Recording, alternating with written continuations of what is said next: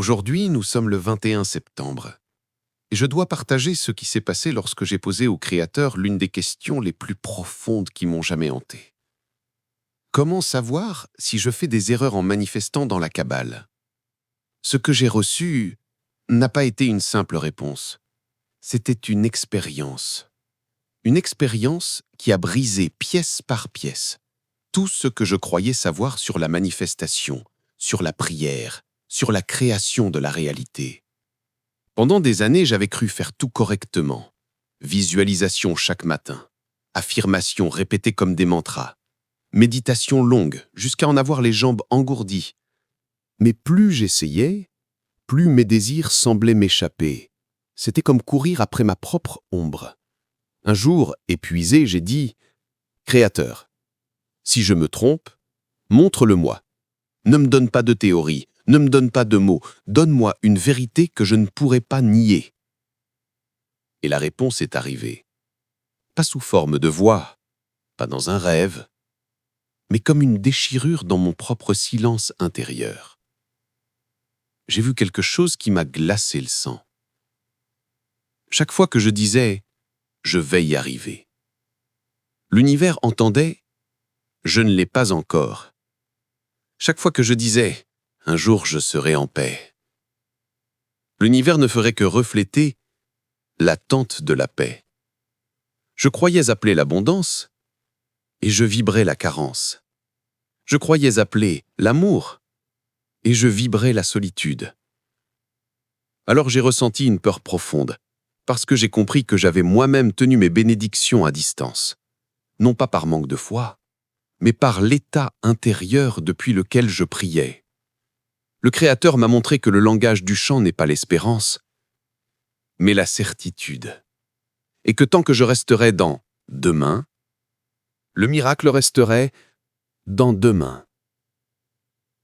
Respire un instant. Sans cela. À partir de ce jour, j'ai commencé à poser une question radicale. Qui dois-je être pour que ce que je désire soit vrai maintenant? Pas demain, pas dans un futur idéalisé. Maintenant. Et là, j'ai découvert le véritable cœur de la Kabbale. Ce n'est pas une technique pour obtenir ce que l'on veut, c'est une voie pour devenir ce que l'on veut. Mais cette révélation n'a été que la première secousse. Car ce qui est arrivé ensuite a été encore plus déroutant, encore plus intense, encore plus transformateur. Cette nuit-là, je n'ai presque pas dormi. Quelque chose en moi était agité, comme si un ancien programme se désinstallait, cellule après cellule. Au milieu du silence, j'ai senti une présence. Pas une présence qui vient de l'extérieur, une présence qui se déployait de l'intérieur. Je me suis assis sur le lit, le cœur battant, et j'ai entendu, pas avec mes oreilles, mais avec ce lieu secret qui entend sans son, cesse de demander comme si tu étais un mendiant devant un roi, manifeste comme un fils qui hérite de son père. Ces mots ont traversé mon être comme un éclair. J'ai compris que chaque prière où je suppliais, où je quémandais, vibrait en réalité la séparation. Et cette séparation maintenait mon miracle loin de moi. Je suis resté longtemps dans l'obscurité, respirant lentement, les larmes aux yeux. Je sentais tout mon passé défiler. Les années passées à répéter « S'il te plaît, donne-moi », comme si Dieu était loin, comme si j'étais trop petit pour mériter. Puis, la présence a murmuré encore « Si tu savais qui tu es, tu ne supplierais pas. Tu commanderais à la lumière et la lumière obéirait. » J'ai ressenti un frisson courir dans tout mon corps. Cette idée me faisait presque peur. Commander? Moi? Mais en même temps, quelque chose en moi se souvenait, comme si une part ancienne de mon âme savait déjà cela depuis toujours.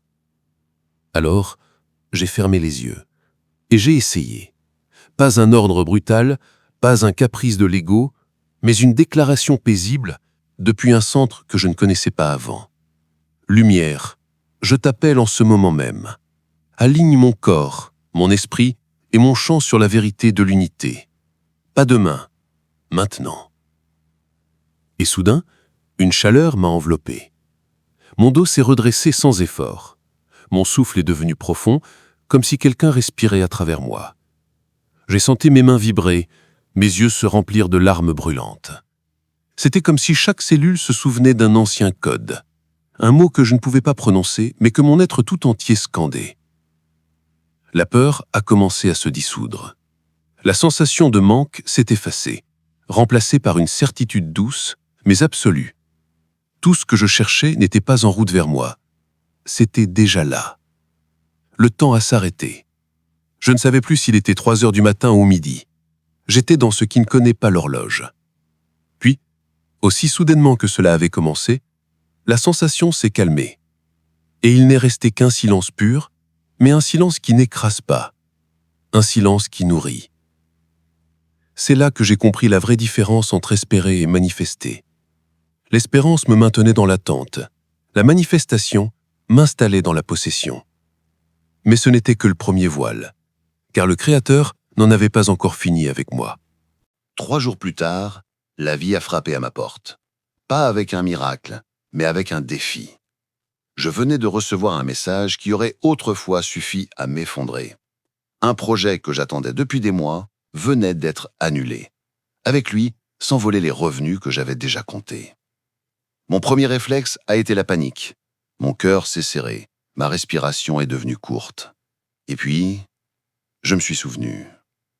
J'ai fermé les yeux, je me suis assis en silence. J'ai senti l'ancien programme revenir, la peur du manque, l'angoisse du futur, le désir de courir chercher une solution immédiate. Mais cette fois-ci, quelque chose en moi s'est levé comme un gardien, et j'ai entendu intérieurement « Ne fuis pas ce moment, respire-le ». Alors j'ai respiré. J'ai laissé la panique traverser mon corps, mais je ne l'ai pas laissé diriger mes décisions. Et j'ai prononcé doucement, presque en chuchotant, « Lumière, je choisis de rester dans le présent. Je choisis de vibrer la certitude, même quand l'extérieur dit le contraire. Je suis abondance, ici et maintenant. » Et à ma grande surprise, une paix étrange s'est installée. La situation extérieure n'avait pas changé, mais moi, j'avais changé. Les heures suivantes, je n'ai pas couru chercher une solution. J'ai continué à travailler, mais avec une présence nouvelle. Chaque email que j'envoyais, chaque appel que je passais, je le faisais depuis un état de plénitude, pas de manque. Puis, 2 jours plus tard, un appel inattendu est arrivé. Une opportunité que je n'avais jamais imaginée. Non seulement elle remplaçait le projet perdu, mais elle l'excédait largement.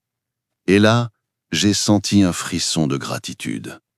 Non pas pour l'opportunité en elle-même, mais pour la preuve que ce que j'avais vécu l'autre nuit était réel. Le Créateur ne m'avait pas seulement donné une expérience mystique, il m'avait donné un nouveau mode d'existence, un moyen de vivre chaque perte comme un portail. Les jours suivants, une question ne me quittait plus. Si tout existe déjà, que signifie réellement créer ? Je ne pouvais plus voir le temps comme avant. Chaque seconde semblait vibrer d'un potentiel infini. Ce n'était plus une ligne où j'attendais qu'arrive mon tour. C'était comme un champ déjà rempli de toutes les possibilités. Puis, dans un moment de silence, j'ai perçu une image intérieure, comme si je me tenais au centre d'un immense océan. Toutes les vagues représentaient des futurs possibles, certaines calmes, d'autres violentes, d'autres encore pleines de lumière. Et j'ai entendu « Le temps n'avance pas. C'est toi qui te déplaces à travers le temps.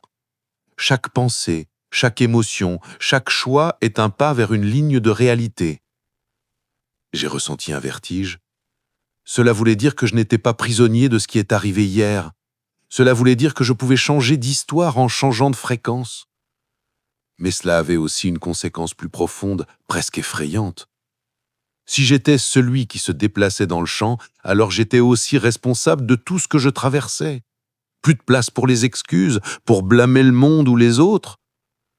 J'ai passé cette nuit-là assis sur le sol en silence. Et lentement, quelque chose s'est ouvert en moi.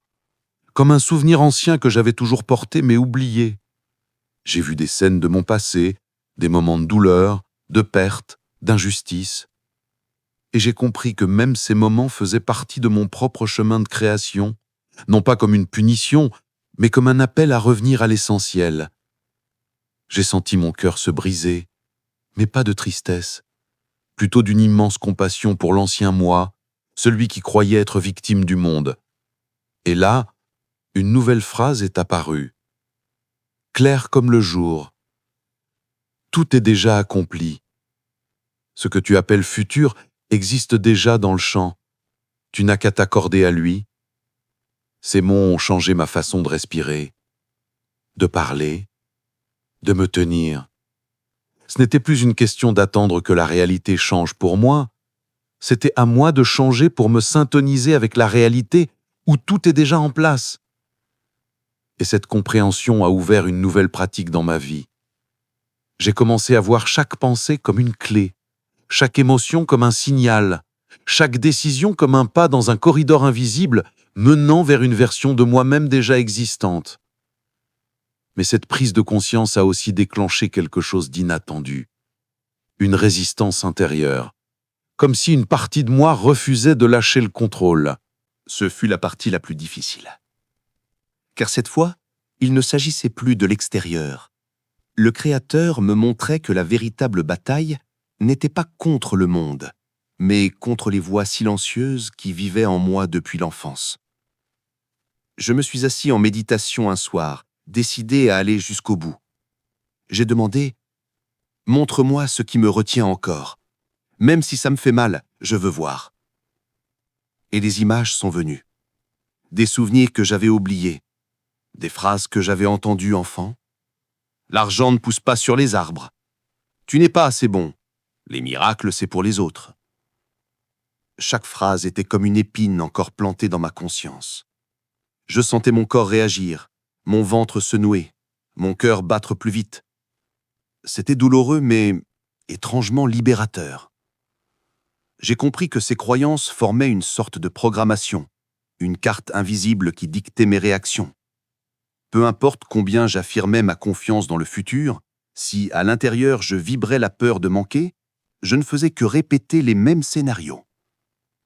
Et là, la voix intérieure m'a dit « Ne combats pas ces ombres. Embrasse-les. » Alors je les ai laissées monter à la surface. J'ai senti mes larmes couler, pas de tristesse, mais de reconnaissance. Comme si je libérais de vieilles versions de moi qui avaient porté trop longtemps le poids de ces mensonges.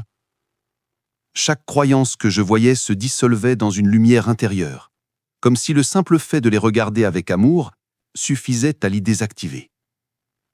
Puis, un moment clé est arrivé. Mon corps entier s'est relâché, mes épaules se sont ouvertes et un calme profond m'a envahi. J'ai compris que je venais de franchir un seuil, que l'univers répondrait désormais à une version différente de moi. Pas parce que j'avais supplié assez fort, mais parce que j'avais changé de fréquence au niveau le plus profond, celui de mon identité. Mais ce processus de libération ne faisait que commencer. Car ce soir-là, j'ai été invité à entrer dans un espace encore plus sacré.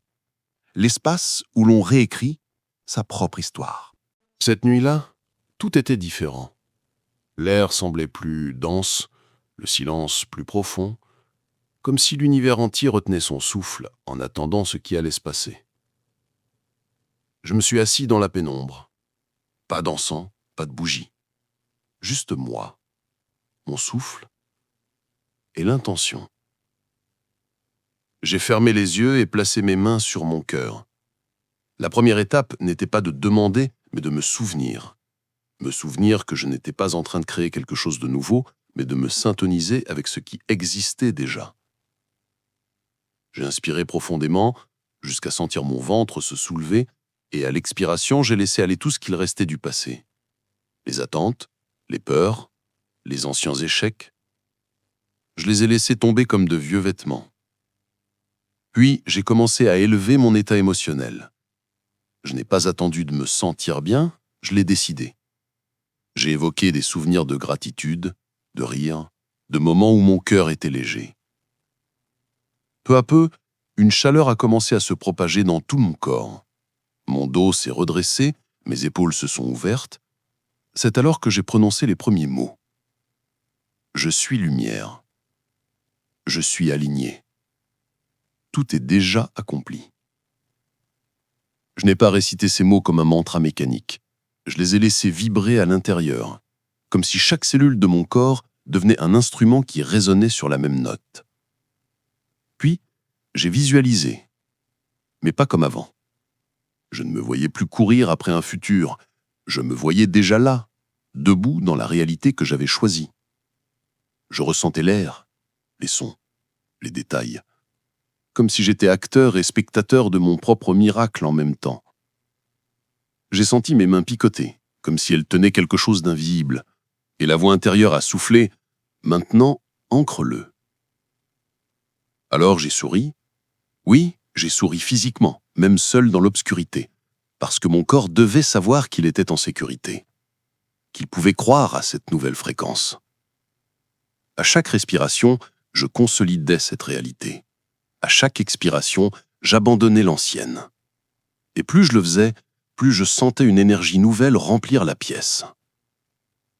Quand j'ai ouvert les yeux, tout paraissait différent. La même chambre, les mêmes murs, mais comme si les couleurs étaient plus vives, comme si le monde extérieur avait déjà commencé à se réorganiser autour de mon nouvel état d'être. Ce rituel est devenu ma pratique quotidienne. Pas un rituel compliqué, mais un espace sacré de présence. Chaque jour, je me rappelais. Ce n'est pas la répétition qui change la réalité, c'est la cohérence entre ce que je pense, ce que je ressens et ce que je suis. Et peu à peu, les preuves ont commencé à apparaître. Des synchronicités presque impossibles à ignorer, des appels inattendus, des portes qui semblaient fermées et qui s'ouvraient soudain. Et c'est là que la révélation finale est arrivée. Pas comme un mot, pas comme une image, mais comme une certitude, calme et absolue. Tu n'as jamais été séparé de moi. Tu es mon extension dans la matière. Quand tu crées, ce n'est pas toi seul qui crée, c'est moi à travers toi. J'ai senti une onde de chaleur monter de mes pieds jusqu'à ma tête. Mes yeux se sont emplis de larmes. Pour la première fois, je ne me suis pas senti un chercheur en quête de réponse. Je me suis senti chez moi. Je compris que chaque désir que j'avais jamais eu n'était pas un caprice personnel, mais une invitation de la vie elle-même à se révéler davantage à travers moi. Même mes échecs étaient des portails, des rappels pour me ramener à l'endroit où tout commence, l'instant présent. Ce soir-là, je n'ai rien demandé. Je n'ai formulé un seul vœu. Je me suis simplement assis dans ce silence et j'ai laissé mes larmes couler. Pas de tristesse, mais de reconnaissance. Reconnaissance de n'avoir jamais été abandonné. Reconnaissance d'avoir été guidé jusque-là, même dans mes plus grandes erreurs. Reconnaissance d'avoir retrouvé ma véritable identité, celle de co-créateur, de canal de lumière, d'âme qui se souvient enfin de sa nature divine.